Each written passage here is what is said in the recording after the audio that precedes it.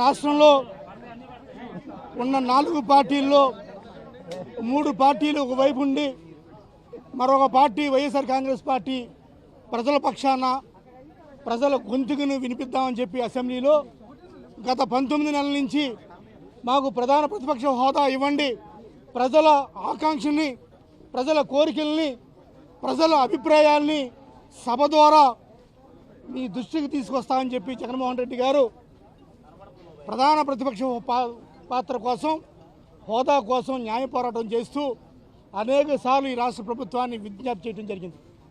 అయినప్పటికీ కూడా ఈ 4 పార్టీలు 3 పార్టీలు తెలుగుదేశం పార్టీ, బీజేపీ, జనసేన ఈ 3 పార్టీలు ప్రజల గొంతుకు కానీ ప్రజల ఆకాంక్షను కానీ ఏనాడు కూడా మాట్లాడకుండా తన సొంత రాజకీయాల కోసం, తన సొంత వ్యాపారాల కోసం ఈ రాష్ట్రాన్ని లూటీ చేసే సంస్థగా ఈ 3 పార్టీలు తెలుస్తాయని ఈరోజు దేశంలో ఎక్కడ చూసినా సరే అంబేద్కర్ రాజ్యాంగం అమలవుతుంటే ఈ రాష్ట్రంలో మాత్రం లోకేష్ గారి రాజ్యాంగం మాత్రం అమలవుతుంది. ఈ భారత రాజ్యాంగం మీద ఎటువంటి గౌరవం లేని ప్రభుత్వం ఏదైనా ఉందంటే ఈ తెలుగుదేశం కూటమి ప్రభుత్వం. అటువంటి తెలుగుదేశం ప్రభుత్వం అమలుపరుస్తున్న రాజ్యాంగం ఏదైనా ఉందంటే ఒక లోకేష్ గారి రాజ్యాంగం. లోకేష్ గారి రాజ్యాంగంలో శాంతి భద్రతలు ఏ విధంగా క్షీణించే మనంతా చూసాం. సాక్షాత్తు మాజీ మంత్రుల మీద ఇళ్ల దాడి దగ్గర నుంచి వైఎస్ఆర్ కాంగ్రెస్ పార్టీ కార్యకర్తల మీద, నాయకుల మీద అక్రమ కేసులు పెట్టి జైల్లో పెట్టించే ప్రభుత్వం ఇది ఈ ఒక్క ప్రభుత్వమే చూసాం. అదేవిధంగా మెడికల్ కళాశాలల్ని ప్రైవేటీకరణ చేసి పీపీపీ విధానం ద్వారా ప్రైవేటు వ్యక్తులకి అప్పజెప్పించే ప్రభుత్వం ఏదైనా చూస్తుందంటే ఈ ఒక్క తెలుగుదేశం ప్రభుత్వమే. నిరుద్యోగ భృతి, అదేవిధంగా అనేక అంశాలు, ఆడబిడ్డ నిధి, అనేక అంశాలు ఏదైతే పార్టీ మేనిఫెస్టో, మీ కూటమి మేనిఫెస్టో ఏదైతే పొందుపరుచుకుందో మేము అధికారంలోకి వస్తే ఈ మేనిఫెస్టోని తూచా తప్పకుండా అమలు చేస్తానని చెప్పి ఏం వాగ్దానం చేశారో ఆ వాగ్దానాలు ఏమయ్యాయని చెప్పి నెరవేర్చవలసిన అవసరం కూటమి ప్రభుత్వం ఉందని చెప్పి గుర్తు చేయడం కోసం ఈరోజు అసెంబ్లీకి వస్తే ఈరోజు అసెంబ్లీలో గవర్నర్ గారి ప్రసంగం ఎలా ఉందంటే గవర్నర్ గారి ప్రసంగం అచ్చం కూడా ఎన్టీఆర్ భవన్ నుంచి వచ్చిన స్క్రిప్ట్ మాత్రమే. గవర్నర్ గారు కూడా ఎటువంటి విచక్షణ చూడకుండా వాళ్ళు ఏది ఇస్తే అది చదువుతున్నారు తప్ప నేను చదివేది కరెక్టా కాదా, నాకు విజ్ఞత ఉందా లేదా, నేను చదివేది కరెక్టా కాదనేది కూడా మర్చిపోయి టీడీపీ స్క్రిప్ట్ని మాత్రమే చదువుతున్నారు. వీళ్ళు చెబుతుంటారు గవర్నర్ ప్రసంగంలో మేము 19 నెలల నుంచి 7 శ్వేతపత్రాలు రిలీజ్ చేశామని చెప్తున్నారు. 7 శ్వేతపత్రాలు కాదు, మీరు రిలీజ్ చేయాల్సింది 19 నెలల్లో మీరు ఏమి చేశారు ప్రజలకు అనేది శ్వేతపత్రం మీరు చెప్పండి. మీరు వైట్ పేపర్ మీరు రిలీజ్ చేయండి తప్ప, అంతే తప్ప మేము 7 శ్వేతపత్రాలు రిలీజ్ చేశామని చెప్పి మాయ మాటలు చెప్పకండి. ఇప్పుడు కూడా కూటమి ప్రభుత్వం ఎటువంటి అబద్ధాలు ఆడుతున్నారంటే విచక్షణ లేకుండా, సిగ్గు లేకుండా అబద్ధాలు. ఇది అబద్ధం తెలిసిండు కూడా అబద్ధం మీద అబద్ధం, అబద్ధం మీద అబద్ధం చెప్తే ఎవరిని మోసం చేయాలనుకుంటున్నారు? ఈ రాష్ట్ర ప్రజలను మోసం చేయాలనుకుంటున్నారా? లేకపోతే మీ వ్యాపార అభివృద్ధి కోసం, మీ వ్యాపార భాగ్యస్వాముల కోసం మీరు పరిపాలన చేస్తున్నారా తప్ప ఈ దేశంలో, ఈ రాష్ట్రంలో శాంతి భద్రతల పరిపాలన లేదు. అదేవిధంగా ప్రజలకు ఆకాంక్షగా అనుకునే పరిపాలన లేదు, సంక్షేమం లేదు, అభివృద్ధి లేదు. ఎక్కడ చూసినా దోపిడీ రాజ్యం నడుస్తుంది. ఈ రాష్ట్రంలో ఏదైనా రాజ్యం నడుస్తుందంటే అది దొంగల రాజ్యం, దోపిడీ రాజ్యం. ఈ దొంగల రాజ్యంలో జనసేన, టీడీపీ, బీజేపీ 3 పార్టీలు కూడా కుమ్మక్కయ్యి పంది కుక్కల్లాగా ఎవరు ఓటా వాళ్ళు పీల్చుకున్నారో తప్ప ఈ రాష్ట్ర ప్రజల గురించి, వాళ్ళ సంక్షేమం గురించి, అభివృద్ధి ఆలోచించట్లేదు. ఇప్పటికైనా సరే ఈ వచ్చే అసెంబ్లీ సమావేశంలో వీళ్ళు ప్రవేశపెట్టే బడ్జెట్లో ఏ విధంగా దేనికి కేటాయిస్తారనేది పూర్తిగా వైఎస్ఆర్ కాంగ్రెస్ పార్టీ పరిశీలించి చదివి తప్పకుండా దీని మీద పోరాటం చేస్తామని తెలియజేస్తాం. 20 నెలల నుంచి ఈ రాష్ట్రంలో ఉన్నటువంటి ఏకైక ప్రతిపక్ష పార్టీ, ప్రజల పక్షాన పోరాటం చేస్తున్నటువంటి పార్టీ, ప్రశ్నిస్తున్నటువంటి పార్టీ, ప్రభుత్వ తప్పుల్ని ఎత్తి చూపుతున్నటువంటి పార్టీ, ప్రభుత్వం ఇచ్చినటువంటి హామీలని నెరవేర్చమని డిమాండ్ చేస్తున్నటువంటి పార్టీ ఏకైక పార్టీ వైఎస్ఆర్ కాంగ్రెస్ పార్టీ. వైఎస్ఆర్ కాంగ్రెస్ పార్టీకి ప్రతిపక్ష హోదా ఒక హక్కు. అంబేద్కర్ గారు రాసినటువంటి రాజ్యాంగంలో అధికార పక్షంతో పాటు ప్రతిపక్షం ఉంటేనే ప్రజాస్వామ్యానికి విలువ ఉంటుంది అనేటటువంటి ఇంగితం లేకుండా, జ్ఞానం లేకుండా తెలుగుదేశం పార్టీ, టీడీపీ అంటే తెలుగు దొంగల పార్టీ, తప్పులు దాడులు పాపాల పార్టీగా, చిట్ట చివరికి దేవుణ్ణి కూడా మోసం చేసేటటువంటి మోసగాళ్ల పార్టీగా మార్చేసి ఈ రాష్ట్రంలో ఉన్నటువంటి ఖజానాన్ని దోచేసి మాట్లాడినటువంటి వారి మీద దాడులు చేసి వారి యొక్క పబ్బం గడుపుకుంటున్నారు. ప్రతిపక్ష హోదా ఇస్తే వీటి మీద చర్చ జరుగుతుంది. ఎప్పుడన్నా చూసామా ఈ గూండాలు, తెలుగుదేశం గూండాలు డైరెక్ట్గా మంత్రుల ఇళ్ల మీద పెట్రోల్ బాంబులు వేస్తున్నారు? చూసామా గతంలో ఎప్పుడన్నా? తెలుగుదేశం పార్టీ మీద వైఎస్ఆర్ కాంగ్రెస్ పార్టీ అధికారంలో ఉన్నప్పుడు ఒక్క నాయకుడి ఇంటి మీద దాడి జరిగిందా? ప్రొటెస్ట్ చేస్తే దాడి అన్నారు. ఏకంగా ఇవాళ మంత్రుల ఇళ్లల్లోకి వెళ్ళి వాళ్ళ కుటుంబాల మీద దాడి, పెట్రోల్ బాంబులు వేసి ఇళ్లని కాల్బెట్టేస్తున్నారు, డైరెక్ట్గా కార్లని కాల్బెట్టేస్తున్నారు. వీటి మీద చర్చ జరగొద్దా? ఏమన్నా మాట్లాడితే ఒక ఎమ్మెల్యేకి ఇచ్చినటువంటి సమయాన్ని మాజీ ముఖ్యమంత్రి గారికి, ప్రతిపక్ష నాయకుడికి ఇస్తామంటున్నారు. కొంచెమన్నా బుద్ధి ఉందా? జ్ఞానం ఉందా? ఈ రాష్ట్రంలో వైఎస్ఆర్సీపీ 11 సీట్లు గెలిచింది. మరి 11 మంది 11 నియోజకవర్గాల గురించి మాట్లాడుకుంటే మిగిలిన 164 నియోజకవర్గాల గురించి అసెంబ్లీలో ఎవరు చర్చించాలి? ఎవరు మాట్లాడాలి? ఆ ప్రజల పక్షాన ఎవరు పోరాటం చేయాలి? ఆ ప్రజా సమస్యలపై ఎవరు పోరాటం చేయాలి? వారి కేటాయింపులపై ఎవరు ప్రశ్నించాలి? వారికి జరుగుతున్నటువంటి అన్యాయాలపై, అక్రమ కేసులపై ఎవరు నిలదీయాలి? ఇవన్నీ వైఎస్ఆర్సీపీ అధ్యక్షులు వర్యులు ప్రతిపక్ష నాయకుడు శ్రీ జగన్మోహన్ రెడ్డి గారు మాట్లాడాలంటే హక్కుగా సమయం కావాలా? మీరిచ్చే 1 నిమిషం 2 నిమిషాల కోసం ఆ అసెంబ్లీలోకి వెళ్ళి ఈ ప్రజల పక్షాన పోరాటం చేసే అవకాశం లేదు అని పదే పదే చెప్పిన ఈ మొద్దు ప్రభుత్వం, ఈ అరాచక ప్రభుత్వం, ఈ నియంత పోకడల్ని ఎంచుకున్నటువంటి ప్రభుత్వం పిఏసీ చైర్మన్నే కొట్టేసింది. చరిత్రలో లేదు. ప్రతిపక్షానికి ఇవ్వాల్సినటువంటి పిఏసీ చైర్మన్ని కొట్టేసినటువంటి గనుడు పవన్ కళ్యాణ్ గారు, ఇచ్చినటువంటి గనుడు చంద్రబాబు నాయుడు గారు. ఈ రాష్ట్రంలో పరిపాలన పడగేసింది. పాపాల కుప్పగా ఈ రాష్ట్రం మారిపోతుంది. ఆంధ్ర అంటే అప్పులు అనే విధంగా 3,20,000 కోట్ల రూపాయల అప్పులు. ఏం పగలదీశారు? ఏం అభివృద్ధి చేశారు? ఏమి కంపెనీలు తెచ్చారు? దేని మీద ఖర్చు చేశారు? చెప్పలేరు. జీతాలు పడకేశాయి. రిటైర్మెంట్లు 2029లో డబ్బులు ఇస్తామంటారు. ఉద్యోగాల ఖాళీలని భర్తీ చేయరు. గురుకుల పాఠశాలలో ఉన్నటువంటి వసతులు మెరుగుపడవు. విద్యారంగానికి కేటాయింపులు లేవు. రాయలసీమ ఎత్తిపోతలని తాకట్టు పెట్టేశారు పక్క రాష్ట్రానికి. వీటన్నిటి మీద చర్చ జరగొద్దా? ఇవన్నీ కావాలంటే హక్కుగా ప్రతిపక్ష హోదా కావాలి. ఇవన్నీ చర్చ జరగాలంటే జగన్మోహన్ రెడ్డి గారికి కావాల్సినంత సమయం కావాలి. అది ఇవ్వమని డిమాండ్ చేశాం. గౌరవ గవర్నర్ గారు ప్రసంగం చదువుతూ పోతున్నాడు. తెలుగుదేశం స్క్రిప్ట్ ఇస్తుంది, వాళ్ళు చదువుతూ పోతారు. వీళ్ళు దోచుకుంటుంటారు, దొంగతనాలు చేస్తారు, లూటీ చేస్తారు. ₹1 పావలాకి ఎకరాల భూముల్ని కట్టబెట్టేస్తారు. గీతం యూనివర్సిటీకి రెజల్యూషన్ లేకుండా 50 ఎకరాలు కట్టబెట్టేస్తారు.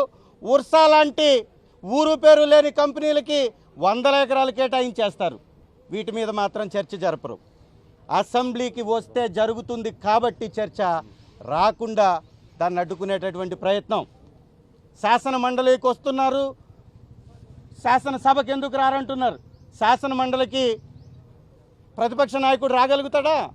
ప్రతిపక్ష నాయకుడు మాట్లాడితే ప్రజలకు రీచ్ అవుతుంది, ప్రభుత్వాలకు రీచ్ అవుతుంది.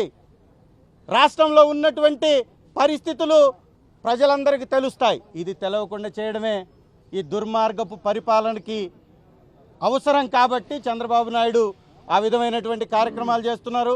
మీ ద్వారా మరొకసారి డిమాండ్ చేస్తున్నాం, ప్రతిపక్ష హోదా వైఎస్ఆర్సీపీ హక్కు. ఎక్కడా రాసలేదు ఇవ్వకూడదు అని, ఖచ్చితంగా ఇవ్వచ్చు. ఏకైక పార్టీ వైఎస్ఆర్ కాంగ్రెస్ పార్టీ, ప్రతిపక్ష పార్టీ. గత 20 నెలల నుంచి పోరాటం చేస్తున్నటువంటి పార్టీ. ఇంకో పార్టీయే లేదు, ఇంకెవరికి ఇస్తారు ప్రతిపక్ష పార్టీ? పోనీ మీరేమన్నా దాని నుంచి బయటకు వచ్చి తెలుగుదేశం తీసుకోండి ప్రతిపక్ష పార్టీ హోదాని, జనసేన తీసుకోండి. ప్రతిపక్షం లేకుండా ప్రజాస్వామ్యం నిలబడుతుందా? ఏం చెప్పబోతున్నారు? ఎలాంటి మెసేజ్ ఇస్తున్నారు? కాబట్టి ఈ తప్పుడు ప్రచారాలను నిలిపివేసి తెలుగుదేశం పార్టీ ప్రత్యేక హోదా ఇవ్వాలని డిమాండ్ చేస్తున్నాం.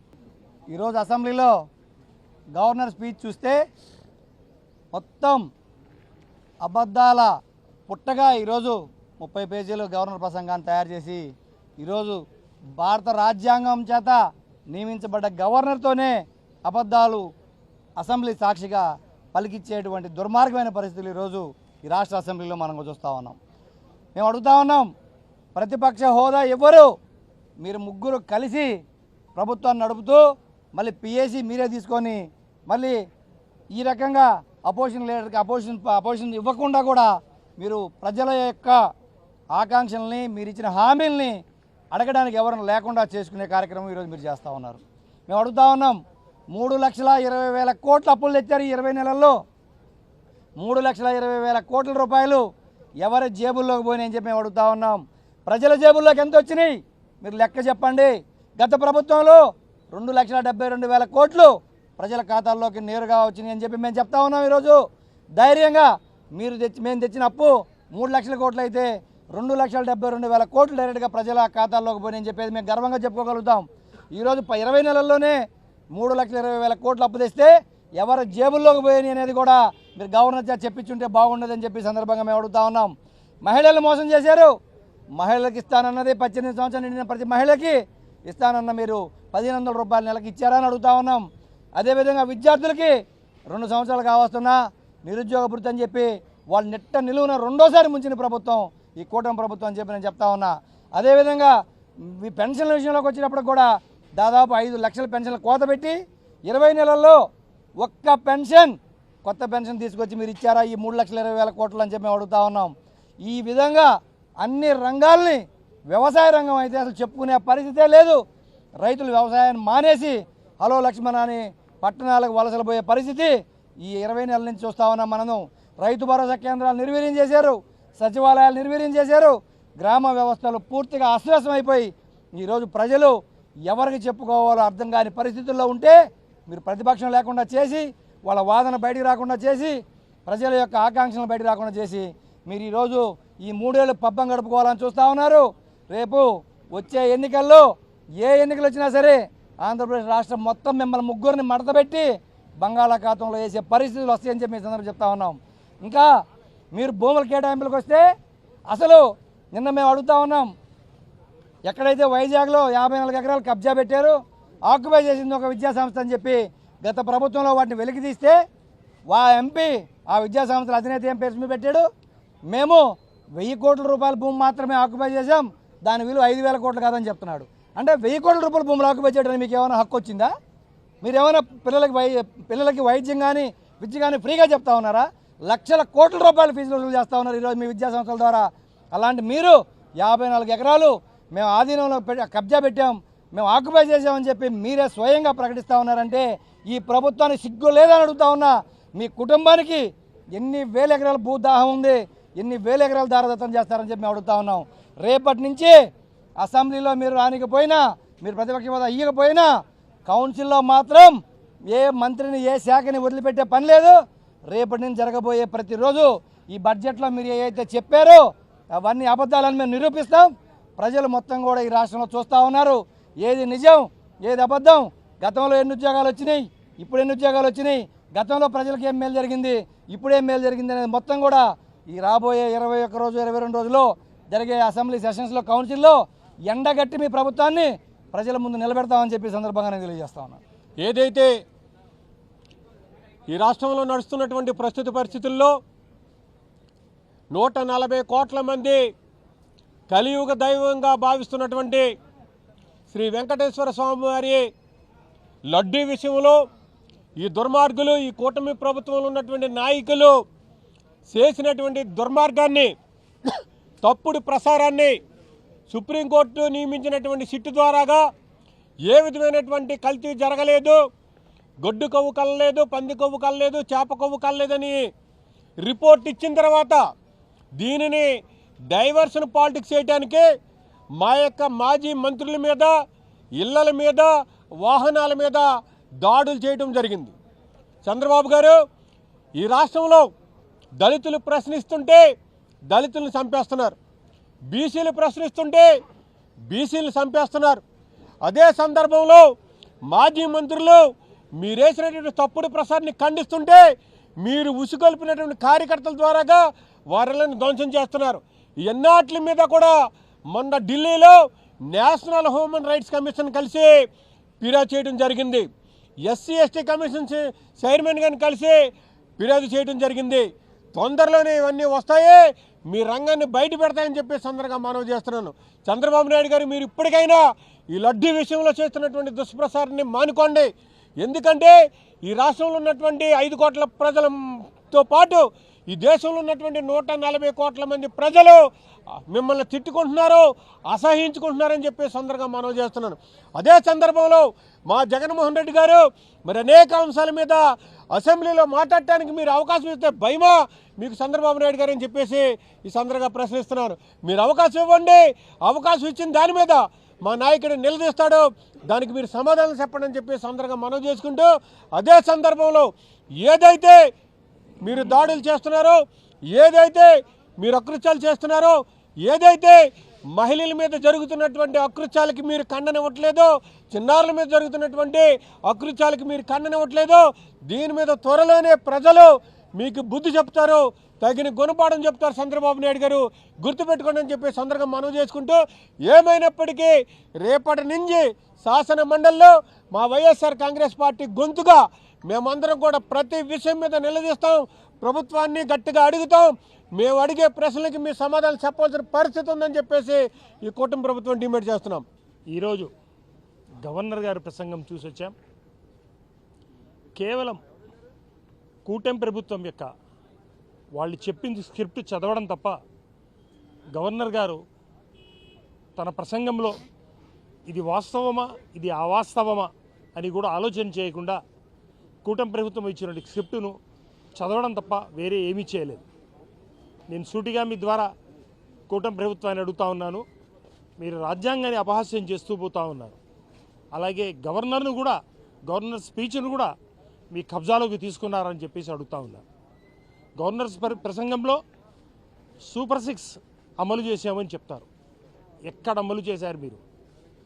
ఒక్కటంటే ఒక్కటి త్రికరణ శుద్ధిగా కరెక్ట్గా అమలు చేసింది పోయారా? నిరుద్యోగ భృతి ఇచ్చారా మీరు? ఏది చేశారు? మహిళలకు చెప్పిన వాగ్దానాలని చేశారా? అన్నీ చేసుకుంటూ పోతూ ఉన్నారు. భారతదేశంలో ఎక్కడా లేనటువంటి దుర్మార్గపు రాజ్యాంగం ఎక్కడ నడుస్తుందంటే ఆంధ్రప్రదేశ్లో నడుస్తూ ఉందని చెప్పక తప్పదు. తనకు కావలసిన వ్యక్తులతోనే తనకు చెప్పినదే కావాలి తప్ప, ఎవరు మిమ్మల్ని ప్రశ్నిస్తే వాళ్ళ మీద దాడి చేయడం తప్ప మీరు ఏమీ చేయలేకపోతూ ఉన్నారు.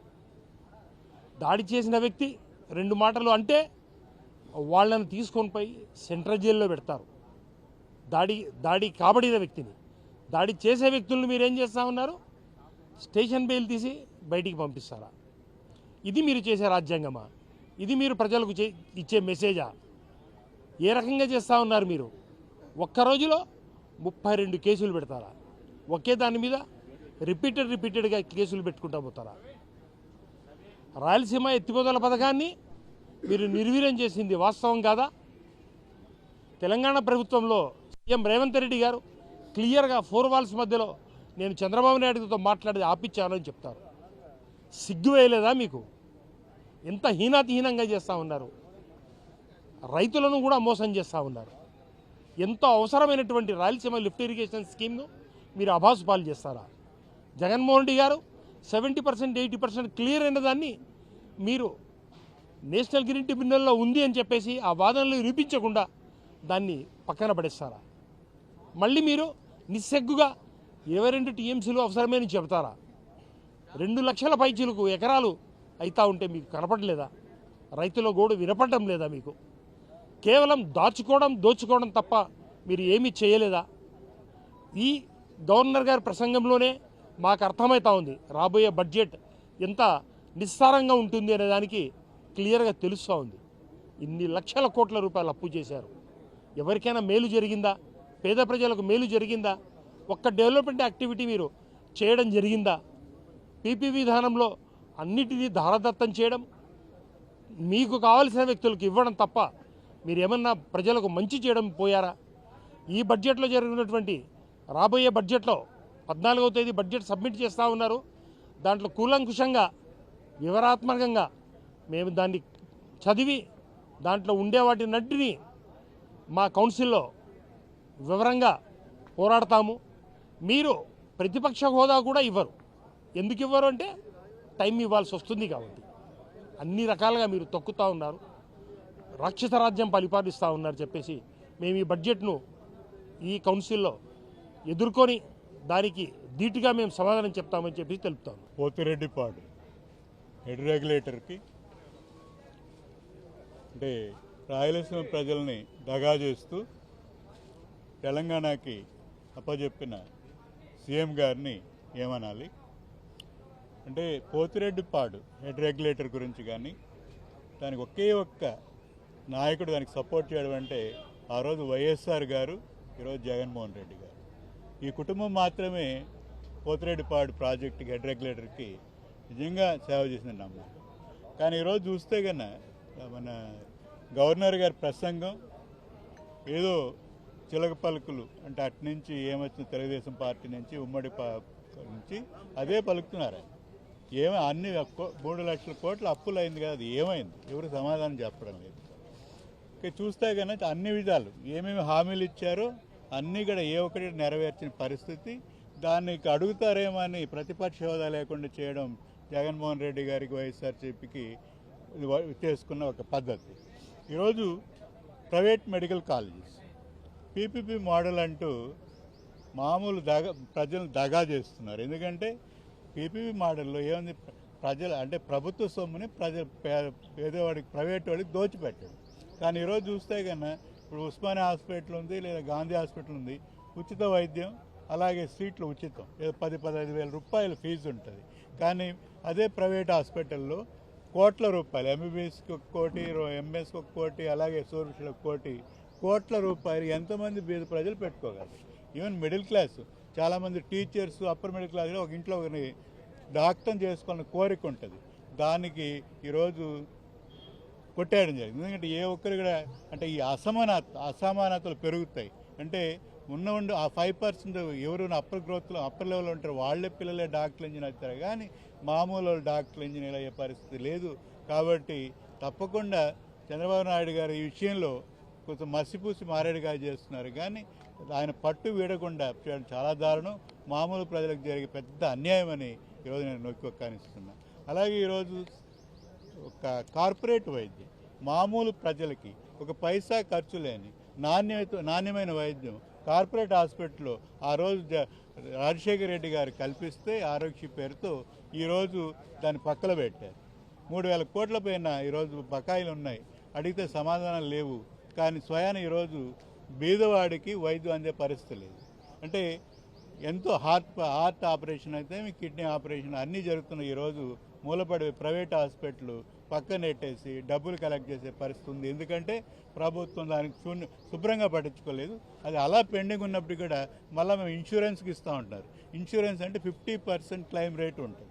కాబట్టి అన్ని విధాల మామూలు ప్రజలకి, బీద ప్రజలకి అన్యాయం చేస్తుంది ఈ కూటమి ప్రభుత్వాన్ని గట్టిగా చెప్తున్నా. తప్పకుండా రేపు కౌన్సిల్ రేపటి నుంచి ప్రతి విషయం మీద మేము నిర్దేశిస్తాం. తప్పకుండా సంగతి తేల్చుకుంటామని మనం చేస్తాం. అందరికీ నమస్కారములు. ఈరోజు అన్ని రంగాల్లో కూడా ఈ కూటమి ప్రభుత్వం విఫలమైందని తెలియజేస్తున్నాం. ముఖ్యంగా శాంతి భద్రతలను పరిశీలించినట్లయితే ఈ శాంతి భద్రతల్లో మాజీ మంత్రివర్యుల ఇళ్ల మీదకే దాడి చేయడం అనేది ఎప్పుడు కూడా ఇంతకుముందు గవర్నమెంట్లో, జగన్మోహన్ రెడ్డి గవర్నమెంట్లో ఎప్పుడు కూడా జరగలేదు. ఇంటి మీద దూరి లోపలిగా పెట్రోల్ బాంబులు వేయడము, తర్వాత ఇంట్లో ఉన్న వస్తువులన్నీ కూడా పగలగొట్టడం, ఇవన్నీ కూడా శాంతి భద్రతలకు విఘాతం కలిగిస్తున్నాయి. ఇది చాలా తప్పని మేము తెలియజేస్తున్నాము. అదేవిధంగా ఉద్యోగస్తుల విషయానికి వస్తే ఈ కూటమి ప్రభుత్వం ఉద్యోగస్తులకు కూడా ఇవ్వాల్సినటువంటి బకాయిలన్నీ కూడా ఇప్పుడైనా కూడా ఇవ్వాలి. ఏమాత్రం పిఆర్సీ వేయలేదు, తర్వాత ఐఆర్ లేదు, తర్వాత 4 డిఏలు ఉంటే 4 డిఏలు కూడా ఇవ్వలేదు. కాబట్టి ఉద్యోగస్తులంతా కూడా చాలా నిరాశ నిస్పృహలతో ఉన్నారు. ఈ కుటుంబ ప్రభుత్వం వస్తానే ఏదో చేస్తుంది అనేటటువంటి నమ్మకంతో ఉద్యోగస్తులందరూ కూడా ఈ కూటమి ప్రభుత్వానికి ఓట్లు వేసినారు. ఇప్పుడు వాళ్ళంతా కూడా చాలా తిరుగుబాటు చేసేదానికి సిద్ధంగా ఉన్నారు. అలాగే నిరుద్యోగులు వేలాది మంది, లక్షలాది మంది నిరుద్యోగులంతా కూడా 3000 భృతి వస్తుందని ఉన్నారు. అటు భృతి లేదు, ఇటు ఉద్యోగాలు లేవు. వాళ్ళంతా కూడా చాలా ఇబ్బందికరంగా, చాలా నిరాశ నిస్పృహలతో ఉన్నారు. అదేవిధంగా ఈరోజు రైతుల పరిస్థితి తీసుకుంటే రైతులకు గిట్టుబాటు ధరలు లేవు. అసలు గిట్టుబాటు ధరలు లేక రైతులందరూ కూడా తాము పండించినటువంటి పంటలన్నీ కూడా ఎక్కడంటే అక్కడ కింద వేసి పోవాల్సినటువంటి పరిస్థితి ఏర్పడుతున్నది. ఈరోజు మామిడి తీసుకో, తర్వాత నిమ్మ తీసుకో, తర్వాత అనేక పంటలు వాళ్ళు దిగుబడి, ఏ పంటకు కూడా దిగుబడి లేక చాలా ఇబ్బంది పడుతున్నారు. కాబట్టి వీటిని అన్నిటిని కూడా మేము రేపు మండలిలో ప్రశ్నిస్తాము. తప్పనిసరిగా ప్రభుత్వాన్ని కళ్ళు తెరిచేట్టుగా చేసి అందరికీ కూడా న్యాయం జరిగేట్టుగా మా వంతు కృషి మేము చేస్తామని తెలియజేస్తాం.